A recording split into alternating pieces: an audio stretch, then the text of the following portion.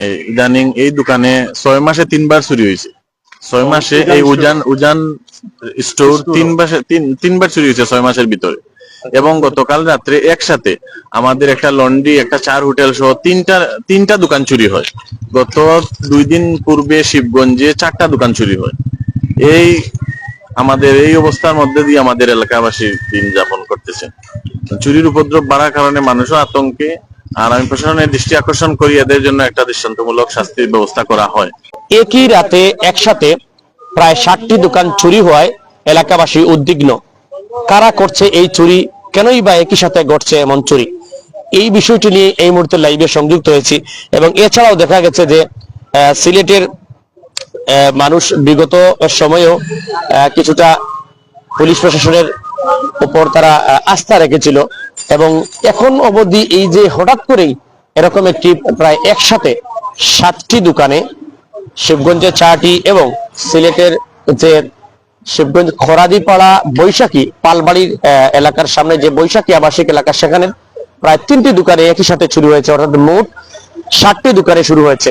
এবং এর কারণেই কিন্তু ইতিমধ্যে সাধারণ মানুষ উদ্বিগ্ন। তারা কিছু পুলিশকে জানিয়েছেন। এটি সিলেটের যে শাহপরান থানার আওতায় পড়েছে এই এলাকাটি, এবং শাহপরান থানা পুলিশ কিছুক্ষণের মধ্যেই এখানে আসবে। আমরা এলাকা যারা রয়েছেন, আমরা গণমাধ্যম কর্মীরা এলাকাবাসীর সাথে এবং যারা রয়েছেন ভুক্তভোগী রয়েছেন তাদের সাথে কথা বলবো, কি ঘটেছিল, তাদের কি কি ক্ষতি হয়েছে। অনেকেই বলেছেন যে তাদের যে দোকান, যেটি ব্যবসায়িক প্রতিষ্ঠান, সেই ব্যবসায়িক প্রতিষ্ঠান থেকে নগদ টাকা, দোকানের যেগুলো মূল্যবান পণ্য রয়েছে, মূল্যবান জিনিস রয়েছে, সেগুলো নিয়ে গেছে চুরের চক্র। এবং ধারণা করা হচ্ছে এই চুর চক্র একই সাথে ঘটনাটি করেছে, সেজন্য তারা একই টাইমে একই সময়ে প্রায় 60টি জায়গায় চুরি করতে পেরেছে।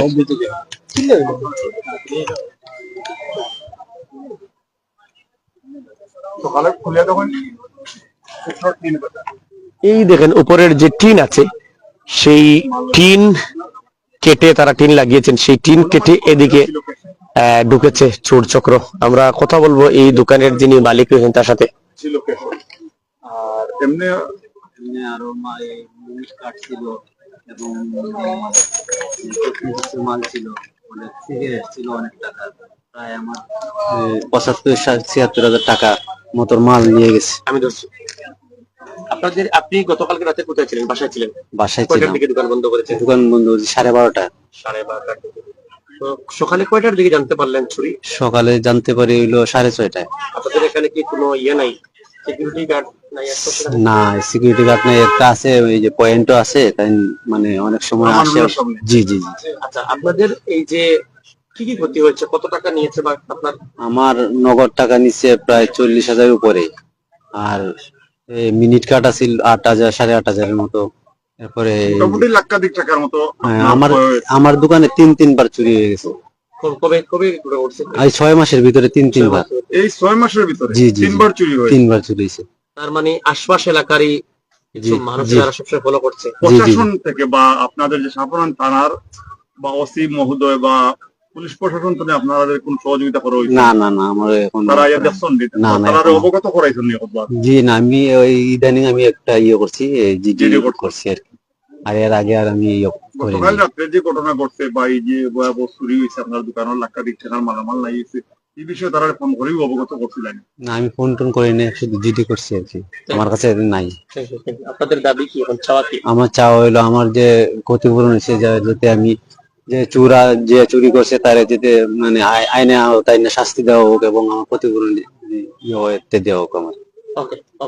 আচ্ছা, সিসি ক্যামেরা তো আপনি দেখছেন না, আপনি চিনবানি? আমি তো সঠিকভাবে চিনতে পারছি না, কারণ এই এলাকায় তো আমি নতুন।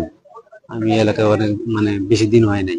আপনার যে আরো দুটা দোকান চুরি হয়েছে, তার খবর জানেননি? জি, আমারে বলছে, একজন বলছে যে আরো 2টা দোকানে চুরি হয়েছে। দর্শক, আমরা আধুনিক টিভি এবং টাইম সিলেট থেকে আপনাদের সাথে যুক্ত হয়েছি, এবং আমরা এখন কথা বলবো একটু এলাকার গণ্যমান্য ব্যক্তিগণেরা এখানে জড়ো হয়েছেন।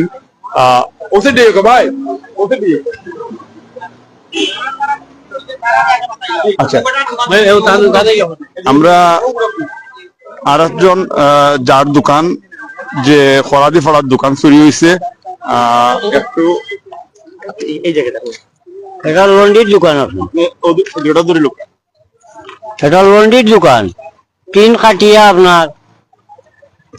আপনি বলেন আপনার নামটা কি? আমার নাম আমি মাইক্রোফোন ধরছি, বলেন। আব্দুল লতিফ আপনার। জি জি। মানে ওই টিন কাটি আমার কাপড় চোপড় কিছু নিচে আপনার লন্ডিজনে, মানে টাকা পয়সাও কিছু নিচে আপনার, দোকানের উপরে টিন কাটিয়া টিন কাটিয়া নেওয়ার পরে আমি এখন সকালে গড় খুলছি, আপনার খোলার বাদে দেখি এই অবস্থা আমার দোকান আপনার। নগদ টাকাও আসেনি নগদ টাকা নিচে 5-6 হাজার। এর আগে কি কোনো সময় এরকম ঘটনা ঘটেছে? না, আগে কোনো ঘটনা হয়েছে না আপনার। গতকালকে একই সাথে কয়টি দোকানে আপনাদের পাড়ায় ঘটেছে এরকম? ওই তো 4টা দোকান এক লগে আপনার করছে। শিবগঞ্জে আর কয়টা দোকান? হ্যাঁ, না বাজারও সাইডটা আর আপনারা আমরা এখানে 4টা আপনার। 60টা। ঠিক আছে। তো কত ক্ষতি হয়েছে আনুমানিক আপনারা? ক্ষতি তো আপনার মনে করো যে কাপড় চোপড় নিচে আপনার ক্ষতি নেই, টাকা পয়সা নিচে, কিন্তু এটা ক্ষতি আপনার। আপনি পুলিশকে জানিয়েছেন?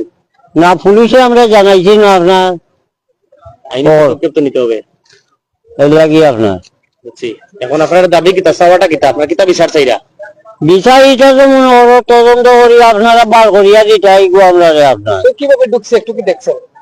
মানে সুদ ঢুকছে কিভাবে এটাও তো আমরা কইতে পারলাম না। তালা ভাঙা ছিল না, ওয়াল ভাঙা ছিল না, টিন টিন কাটি আপনার, টিন কাটি উপরে দিকে। কতদিন ধরে ব্যবসা করেন আপনি? আমি তো অনেক দিন ধরে ব্যবসা করি। আচ্ছা ঠিক আছে, ধন্যবাদ। আমরা এখানে স্থানীয় যারা আছেন তাদের দোকান আপনাদের দোকানে কি কি প্রোডাক্ট?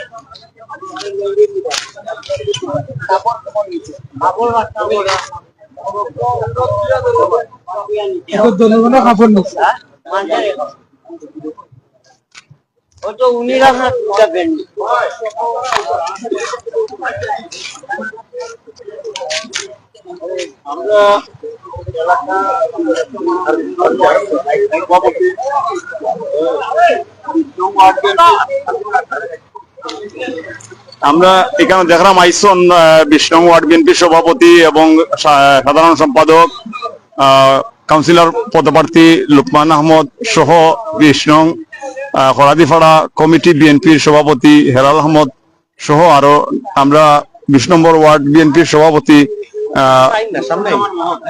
রসুজ্জামান মোহন ভাই, সরি লুৎফুর রহমান মোহন ভাই, আপনি যদি বলতেন যে আপনার ওয়ার্ডে 20 নম্বর ওয়ার্ডে শিবগঞ্জে গতকাল রাত্রে 4টা দোকান, এই খরাদিপাড়াতে 3টা দোকান, সর্বমোট 7টা দোকানও চুরি হয়েছে, এই ব্যাপারে আপনার অভিমতটা কি? লুকমান ভাই। আসসালামু আলাইকুম। শিবগঞ্জ বাজারে 4টা দোকান এবং ফরাদিপাড়ায় 3টা দোকান এবং একটি লন্ডি, মোট 8টি দোকান চুরি হয়েছে। আমরা মনে করি দেশের যে অবস্থা, দেশে যে অরাজকতা চলছে, এর জন্য এই বর্তমান যে অন্তর্বর্তীকালীন সরকার, এই সরকারকে আমি বলবো যে পুলিশ প্রশাসন, পুলিশ টহলের ব্যবস্থা করতে এবং পাড়াতে যদি চকিদার না থাকে, যারা গণ্যমান্য ব্যক্তি আছেন তাদের সহায়তায় চকিদারের ব্যবস্থা করা। এবং আমি শুনছি এই যে গরিব মানুষ, উনার একটা লন্ডি আছে, লন্ডি থেকে প্যান্ট নিয়ে গেছে, কিন্তু উনি গরিব মানুষ, এই প্যান্ট এবং শার্ট নিয়ে গেছে, উনি কোথা থেকে এই কাপড়গুলা ব্যবস্থা করে দেবেন? আমি প্রশাসনের দৃষ্টি আকর্ষণ করছি, উনি যে প্রশাসন যেন তাড়াতাড়ি এর ব্যবস্থা নেয় এবং এখানে যে উজান স্টোর আছে সেই স্টোরে একটা ভিডিও ফুটেজ আছে, এই ভিডিও ফুটেজ দেখে আইন রক্ষাকারী বাহিনী একটা ব্যবস্থা নেবে।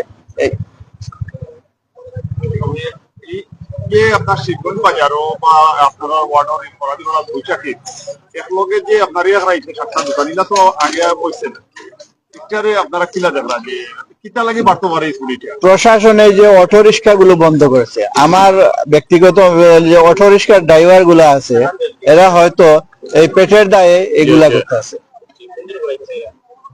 সর্বশেষ আপনারা দাবি কিটা সাধারণ থানা কিছু বা জেলা প্রশাসক বা পুলিশ সুপার? না, পুলিশ সুপার, যেহেতু আমরা সাফরান থানা আন্ডারে, আমরা পুলিশ কল করেছি, ওসি সাহেবকে ফোন করেছি, উনি ফোর্স পাঠাইতেছেন এবং ওনার সঙ্গে ওনাদেরকে আলাপ করব যাতে ওনারা আমাদের পাড়ায় যে 20 নম্বর ওয়ার্ডের প্রতিটা গলিতে গলিতে রাতকে টহলের ব্যবস্থা করা হয়। আর যেখানে চকিদার নাই, আমরা আশা করব এলাকার গণ্যমান্য ব্যক্তিবর্গ যারা আছেন তাদের সহায়তায় চকিদারের ব্যবস্থা করার জন্য। আমরা তো উজান স্টুডিও আলাপ করলাম, তারা মালিকে বললা যে প্রায় লাখাধিক টাকার মতো মাল এবং নগদ টাকা দান নাই হয়েছে এবং টিভির স্পষ্ট দেখা যাচ্ছে। প্রশাসন তো এখনো আইসন না, আপনারা সর্বশেষ তারা কোন সান্ত্বনা দিলেন? আমরা সান্ত্বনা তো দেওয়ার ভাষা নাই আমাদের, তাদের লক্ষ লক্ষ টাকার মালামাল চলে গেছে, যেহেতু নিয়ে গেছে আমরা প্রশাসনের অপেক্ষা করতে হবে। প্রশাসন আসলে, যেহেতু জিডিও এন্ট্রি হয়েছে, একটা অনলাইন জিডিও এন্ট্রি হয়েছে, প্রশাসন আসলে আমরা প্রশাসনের লগে আলাপ করে টহলের ব্যবস্থা করব। আমরা শুনলাম আরো 3বার ওনার এবার সিসি ফুটেজ আছে, একজন উনি সাময়িক চিনতে পারছেন, এই এলাকার লোক কিনা, আপনারা কি সহযোগিতা করবেন কিনা? না, অবশ্যই আমরা সহযোগিতা করবো, তবে আমরা যদি কেউ চিনে থাকেন আমাদেরকে বলো, আমরা এটা ব্যবস্থা নেব। বর্তমান গভর্নমেন্ট অনির্বাচিত একটা গভর্নমেন্ট থাকার কারণে যে আইন শৃঙ্খলার যে অবনতি ঘটেছিল বিগত দিন আমরা যা দেখছি, সিলেটে এরকম কিছু হয় নাই, বা আইন শৃঙ্খলার অবনতি ঘটে নাই। দীর্ঘদিন আসলে অনির্বাচিত সরকার থাকার কারণে আমাদের যে পুলিশ প্রশাসন অ্যাক্টিভলি কাজ করতেছে না, সেটা আসলে দৃষ্টিগোচর হচ্ছে আমাদের, কিন্তু আমরা এতটা যে হবে অধপতন আইন শৃঙ্খলাটা আমরা কখনো কল্পনা করতে পারিনি। বিশেষ করে যেটা হচ্ছে বর্তমানে প্রশাসন ভিন্ন দিকে নজর দেওয়ার কারণে আইন শৃঙ্খলার একটু অবনতি ঘটতেছে। এরকম ঘটনা আসলে বিগত দিন আমি দেখিনি যে আমাদের এরকম প্রপার একটা প্লেসে একটা দোকান চুরি হয়ে যাবে বা এ ধরনের একটা অরাজকতা হয়ে যাবে, এটা আসলে কল্পনার অনেক বাইরে। তো আমি আশা করব যে বর্তমানে আইন শৃঙ্খলা পরিস্থিতি যাতে আরো একটু ডেভেলপ করা যায় এবং আমাদের নাগরিক সুবিধা এবং সিকিউরিটি যেটা আমাদের অধিকার সেটা আরো বিল্ড আপ করা হয়, এটা আমি আশাবাদী বর্তমান প্রশাসনের উপরে একটু নজর দেওয়ার জন্য। এরকম ঘটনা প্রতিনিয়ত যদি ঘটতে থাকে তাহলে আমাদের আসলে রাস্তাঘাটে চলাফেরাটাই হয়ে যাবে আমাদের জন্য অনিরাপদ। তো আসলে নিরাপদ নগরী সিলেট গড়ে তোলার জন্য প্রশাসনের যে ধরনের পদক্ষেপ প্রয়োজন, সে পদক্ষেপগুলো আমরা দেখতে পারছি না। এই জন্যই বলতে হচ্ছে যে ঘটনাটা ঘটছে এখন থেকে প্রায় 12-13 ঘন্টা পূর্বে, কিন্তু এখন পর্যন্ত যে প্রশাসন যে ধরনের কার্যক্রম বা যে ধরনের অ্যাকশন নেওয়ার কথা বা আমাদের দৃষ্টিগোচরে এরকম কিছু হয় নাই, এটার জন্য আমরা আশাহত হচ্ছে যে আমরা আসলে ভরসা রাখতে পারতেছি না প্রশাসনের উপরে।